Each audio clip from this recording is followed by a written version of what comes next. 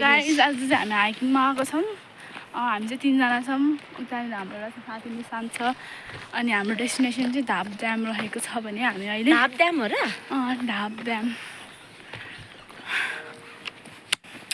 कहिले पुग्ने होला जे होस् यति हिँडेको वर्थित होस् है राम्रो सिन होस् फर्स्ट टाइम हाम्रो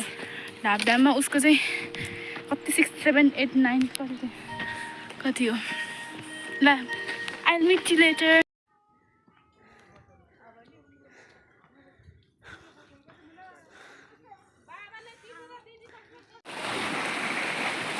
अहिले चाहिँ हामी यो खोलामा छौँ